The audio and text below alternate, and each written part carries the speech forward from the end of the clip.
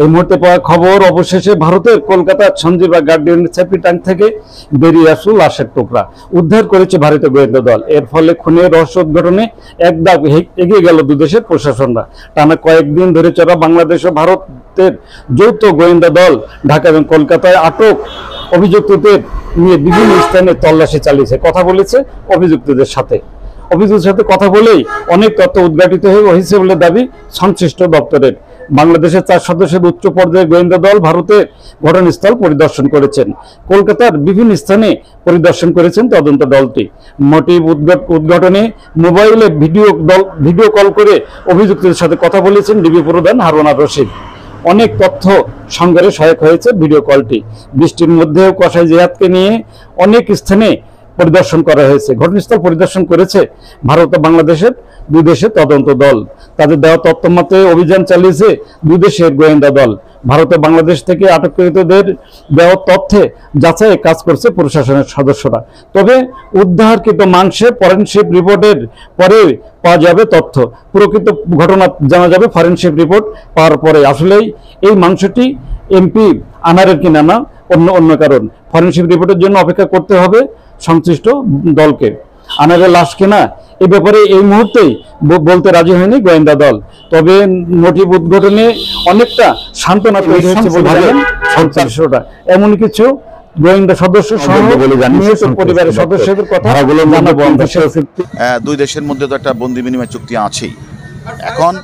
এখন যদি প্রয়োজন হয়, তদন্তকারী কর্মকর্তা যদি প্রয়োজন মনে করেন, তাহলে অবশ্যই ঊর্ধ্বতন কর্তৃপক্ষের সাথে কথা বলে সেক্ষেত্রে আমরা আপনারা যে প্রশ্নটি করেছেন সেক্ষেত্রে আমরা চেষ্টা করে দেখতে পারি।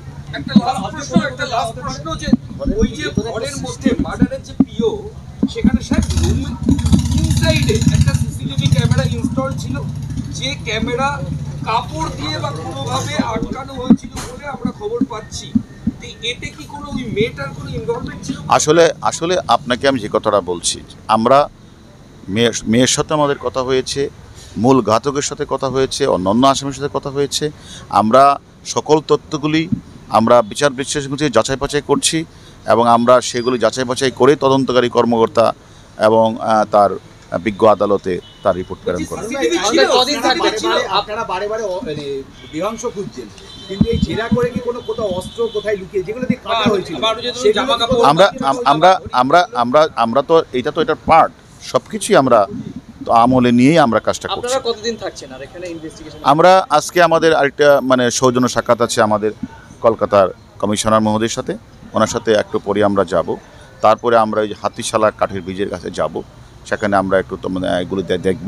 তারপরে আবার যদি প্রয়োজন হয় সঞ্জীবা গার্ডেনে আবার যাব। আমরা হয়তো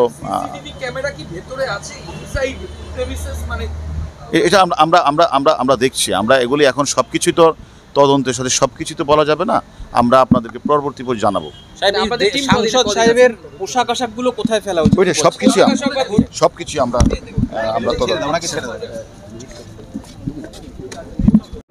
সব খবর জানতে, দেখতে, শুনতে শিক্ষা, স্বাস্থ্য, যোগাযোগ, ভ্রমণ, বাণিজ্য ও বিনোদন সহ বিভিন্ন বিষয়ে সবার আগে সব প্রতিবেদনটি দেখুন।